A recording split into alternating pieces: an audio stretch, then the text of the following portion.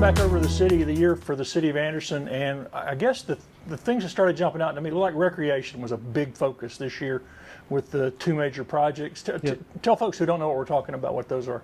Well, the first one would be the Linley Park project, which is maybe for folks who have been in Anderson for a while.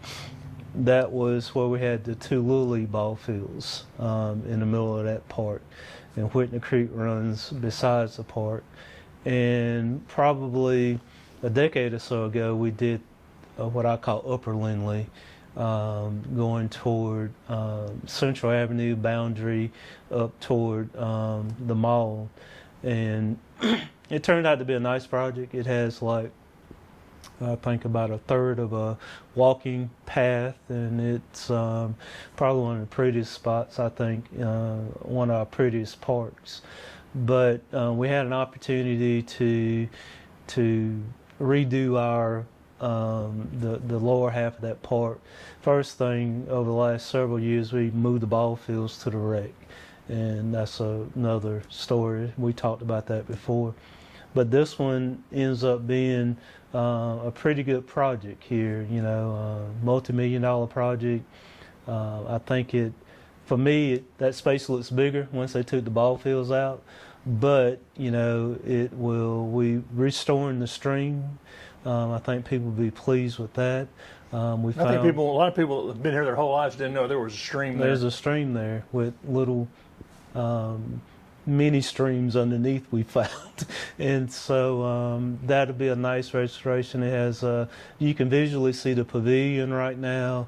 We built new restrooms, so it'll have playground equipments for kids. It'll have benches and sitting places, and it still will be a bike and pedestrian trail where you could park your bike.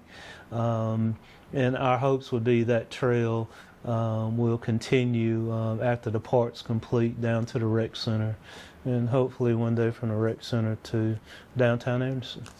And the other big one was Caters Lake. Caters Lake, we just did the ribbon cutting on it a couple of weeks ago. A $5 million, almost a $6 million project. And Caters Lake turned 100 years old last year, and so it's been a fixture. It's a feature as you come in on Greenville Street to our city, and it needed some upkeep. It's been a while since the city's been in a position to put some dollars toward that. I think more than anything, we'll dredge the pond. We'll do some duck habitats to nesting for the ducks. We'll complete some stormwater erosion problems that we've had there. There'll be a covered bridge that will be kind of a focal point where I think will be a nice feature. I can see a lot of pictures being taken down there. Hiawatha Drive will be dead end, and you'll no longer have access to that. And DOT is going to put a traffic light at Malden Street and Greenville Street. So it's a lot going on. Hopefully it's a year's project, and looking forward to that one too. And both of those are paid for largely by hospitality tax funds, right? Largely by hospitality tax. The rec center project, the Linley Park project, had some ARPA money, some federal monies there for stormwater, but our hospitality fund continues to grow, and we're able to do these types of projects out of that fund. I know every year infrastructure is a big story, but this year it was announced, even though you didn't start it, but the repaving of Main Street. Yes. Remind people what the timetable on that is and where to where it's going. Well, Main Street will go from Orr Street to Whitner. And it was, there's a lot going on downtown. It's been a while since we paved Main Street. But we did want to do it during this time of the year, Christmas, to disrupt the Christmas flow of everything. And so there's a lot of stuff under our old streets. You know, I mean, it's from trolley lines to. So our guys have done a pretty good job of trying to figure out where the potholes, so to speak, are that we'll need to deal with, and so they'll start on that project, Greg, and if memory serves me right, we'll start after soiree, and hopefully we'll be finished before the fall. And I think you mentioned lots of things: water lines under there, fiber optic lines, fiber optic lines, all sorts of stuff underneath. Anytime you start moving, especially in the central business district, there's a lot of dinosaurs down there sometimes. So, yeah, so we're looking forward to that project. I'm looking forward to being able to ride down a smooth Main Street. Right. It's long overdue, isn't it? Yes. And the other thing, let's just run through events. Had a pretty successful year of events. Yeah, soiree. We just talked about soiree. It was the weather was perfect again. We had some headline music, venues, performers. So it was a big crowd downtown. Big crowd, probably the biggest crowd we've ever had downtown to see a concert. So proud of course, our people, but also the soiree volunteers. I mean, you couldn't do this without the volunteers, and so the city's somewhat doing some of the heavy lifting, and but the volunteers are doing great too.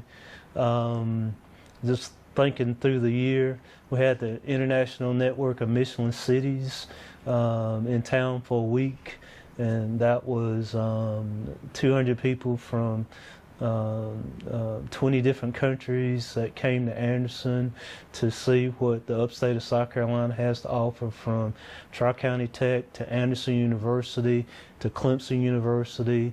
We had so many partners there with the Conventions and Visitors Bureau, the county, our library system, and so it was a good way to showcase our city, and we're still benefiting from all of that through our contacts throughout the world. That's what I was going to ask you, what kind of feedback you got from the rest of the world about it? Well, you know, the next conference is in 2 years, and nobody wants to do it after we did it here in Anderson.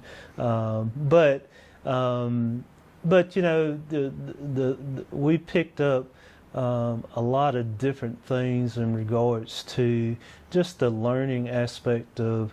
We had a startup competition for people around the world, and the young lady that won actually is from Columbia, South Carolina, and she developed a health app that helps mothers navigate newborns, and so I thought that was pretty neat. I think she's been over to Europe, and she's trying to expand her business, but you know, there were 10 or so folks that, from things like trying to develop detections on bridges being weak. I mean, there were so many good ideas, and so when you're able to share best practices for all over the world, it's always a good thing.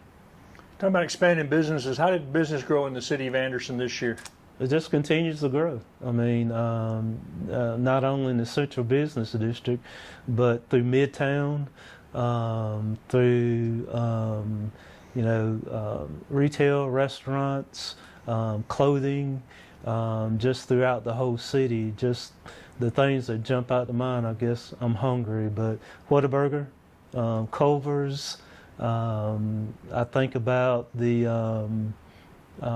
Chase Bank in front of the mall, and I'm particularly pleased with our new sign ordinance. I mean, if you look at these last 3 businesses, I mean, we don't have any more pole signs. They're all monument size, and that just helps with the uniformity of the city. It helps with, you know, just clutter in our skyways. So I think all of that's important. And we got some good news on something we've talked about a lot right here at the end of the year, the last city council meeting. These old buildings across from City Hall are going to be torn down, and something's going to be done there. Yes, that would be right across from us. probably one of our last eyesores as far as vacant buildings. But the city has purchased those buildings, and we have to make sure. I mean, that building supports another set of buildings. It's somewhat like when the school district built their building downtown and took that building. We had to make sure that Wren Pavilion is supported, which we did, and we got to make sure that that building goes down below grade, and we just got to make sure that it's stable. We think so, but we hope to tear down that building, and it will kind of be, again, our idea of our program, Shot This Block, where, we want something we don't know yet, but we have specific things that we want to go in that space. Will it be like a committee or another group meeting, or how do you know how it works? I would think probably, in planning, it's kind of like, we're at the end of our recreation master plan with Caters Lake, and so we've got to start engaging the public again about, what do you think the next rec plan, how does that look? And even Shot This Block was about what do you think needs to go here. And probably one of the things when we did that, unbeknownst to the people that participated in it, but everybody said we need a downtown hotel, and our city manager had already started, on the talks about a downtown hotel with a parking garage. I was parking Friday, and I don't know what we would have done without that parking garage, because the parking garage was full up to level 5. And so, again, to that point about that building, it'd be interesting to know what our citizens want to see there. I've got my opinion, but it'd be great to have everybody else's opinion. You mentioned the hotel. How's the hotel doing? Great. It is... the occupancy rate is, from what I understand, is really good, above the industry average. I see people. I bumped into a fellow the other day, and just, hey, he had a backpack on. I said, "Well, you new to town?" He said, "No, we are with industry, and we've got several plants in the area, and I'm just down here troubleshooting."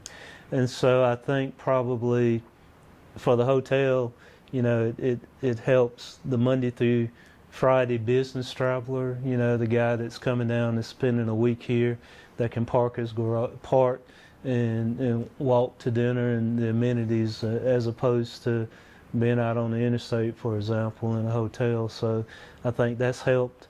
AU football, Clemson football, so they get some guarantees there. When you're able to do 2-night minimums, that helps.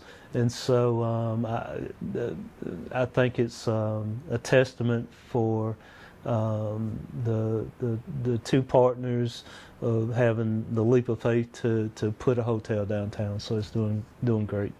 Have they had any more movement towards filling that ground floor with something? I think that the way I understand it, yes.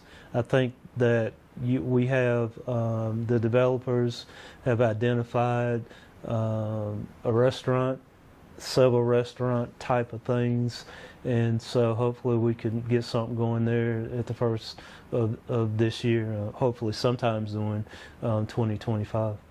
I don't know that we've talked about this, but the Buckley station has been on the market, at least on the soft market, for sale. Has the city had any interest in that or not at all, or has the council talked about it? There's cities of our size that own convention centers in their downtown area, and we would love to see it continue to do what it's doing, because it creates something that's a little different for cities our size. I think, to give a parallel, I know our friends up in Greenville would like to have a downtown convention center as opposed to the one they have on South Pleasantburg. It just adds a great deal to it. So the owner of the Blakely Station would like to see it continue to do what it's doing. And so I think at the end of the day, it's going to work out some kind of way. I don't know yet. I don't know if we'll be involved in it or not, but it's our belief that it's important for our city. And it also could fill the role that like the Spartanburg Memorial Auditorium fills down sort of just off downtown for them, where you've got a downtown theater where Yeah, I mean, host events and do both events. do both at the same time, and so it's a beautiful building. I know this time of the year it appears that there's something there almost 2 or 3 times a week, and even off season. But I think it's important. Do you have any idea how many housing units were annexed this year or planned from this past year, roughly? Roughly, they all don't get built at one time, right? But about 5,000. And you know, the bigger, and it just depends on where you are, where you live. You see things. Now, you know, there's a lot of infill development that's happening throughout the city. Remind people who don't know what that is, what infill development is. Infill development is just developers are looking at lots within the city. There aren't subdivisions, and so I think probably the one that jumps out at me right now is on East River Street, you know, where a developer has come in and bought existing lots, and I think there are probably 5 houses that he's putting on these lots. So we just annexed some property. First reading annexed some property on Malden and Blakely Street for workforce housing. We just got good news on our Murray Franklin project that, you know, they're 80 market rate apartments, 80 to 90 market rate apartments that are coming there. So attainable housing is important. The other one that has a feel point, a touch point for people is Crestview Midway. There are a lot of homes out there that 4 subdivisions, maybe 5 subdivisions that are in various stages of building. The pressure point there is traffic, especially the early commute for school, while school is in. We are the planning, transportation, and DOT is working very hard on the 2 roundabouts that should relieve that pressure, and so that's a growing area. The other one would be Shockley Ferry Road and the Belton Highway. There's several developments in various stages, especially on Belton Highway, and so there's growth all over the city, all over our county, you know, and we'll continue to grow. What's the latest on Chemtex, that property? And you know, they have told us that they've got their financing in order, and I'm gonna knock on wood. I believe when I see it, they say January that they will start breaking ground. These are the same folks that did the Palmetto loss. Okay. Part of one of the ownership partners in that did the Palmetto loss. They did a great job there, and so we, you know, some of these developments got slowed down because of higher interest rates. So the cost of the gap between construction. So now that I think they have another investor involved, so I'm excited about that because that kind of puts, you know, with the Murray Franklin Chemtech property. I just went to a bakery downtown Saturday. That's on Tribble Street. She has a good story. Talked to her for a little bit. She's excited to be in her space, and I said, well, hopefully with Chemtex going, you know, people will be able to walk across the street and get coffee in a bakery.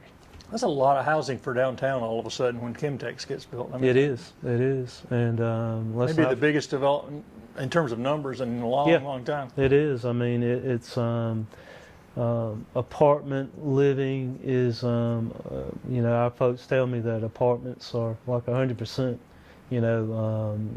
down Greenville Street. I mean, the occupancy rate is very low, and so to be able to bring on new units would relieve some pressure on folks. I'm pleased that I don't know what the occupancy rate is at the Thunderbird.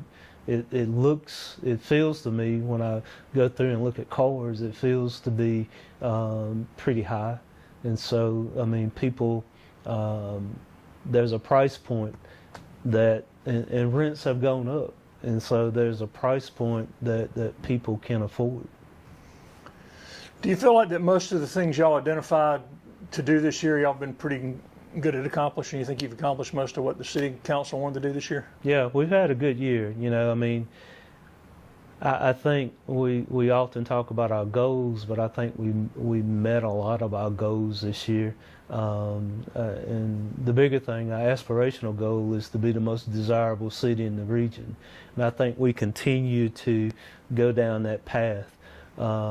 It's still the pressures of building fire stations. We just bought land to build Fire Station 4.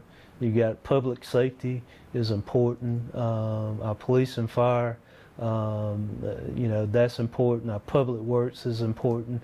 So you got to be able to do that public service part of it, and that puts a lot of pressure on your general fund. But when businesses open, the tax base on property taxes, which is the biggest thing in the general fund, but business license fees, we touched on hospitality fees, and so those are the things that keep going.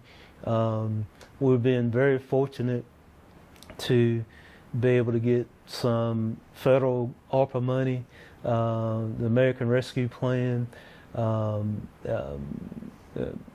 sat there and we got some grant money, almost $25 million for water lines and sewer lines, and that helps a lot. That takes a lot of stress off of our general fund. I don't know how we've done some of those projects. We kept pushing those projects back if we hadn't been able to secure the funding through our federal government, our state government. And a new council member this year after one retired? We did. It's been a while since we had an attorney on our council, and we have a new one in Greg Steele. I've been very impressed with his engagement so far, and so our council has changed over the years, but we always are able to work as a unit. We agree to disagree, and we keep it civil. And so I think that's important. And we're winding down the year, had one of the biggest tree lighting crowds I think I've seen. Yeah, I mean, that event keeps getting bigger and bigger every year. As the tree does. As the tree does. It's beautiful. Chairman Dunn and his folks do a good job of getting that up and running. Ice skate. And I was down at the ice park. Real ice. Go see it. Real ice. Did you get out on the ice? I did not get on the ice. My wife did. She didn't get hurt. But I think probably my takeaway was there was a guy and his family were there. They had obviously they had been in an environment where they had the hockey mask and everything in this case, and he was getting this is an adult, and he was getting a kick out of going fast enough to hit the ice to squirt it up on his kids. So I thought that was pretty good. You couldn't do that with synthetic ice. It looks a little bigger too. It's a little bigger, yeah. And so I think that was, and I don't know what the numbers are right now, but just my layman's looking at it, every time I go by it, there are people there. Well, I know you're already looking ahead. We mentioned, you and I were talking off camera about you got Martin Luther King breakfast. Anything else y'all got identified maybe in the first couple of months that you're already working on? It's hard to, you blink your eye, it seems like, and, you kind of crawl up to June, and then it just goes downhill real quick. the MLK breakfast will be, I think, our 19th one, coming up in January. A lot of good stuff with. We have a council retreat, I think, in the end of March, I think, and we're going through our fiscal year at the city goes from June to July, and so we're looking at a lot of things in that regard, on how you fund things. So the budget's looking good right now? Budget looks good. We had a good budget report again. We're able to have reserves. You need reserves because we didn't talk about Hurricane Helene. We had the May microburst that wreaked havoc throughout the city, and so we've had to, and hopefully at some point in time FEMA will reimburse us, but until then we had a lot of work that we had to do, a lot of help, with other cities from Myrtle Beach to Rock Hill that came in and helped us. So knock on wood, we won't have the disruption in hurricanes and winds that we had in 2024. We'll catch up next time. Sounds good. Thank you.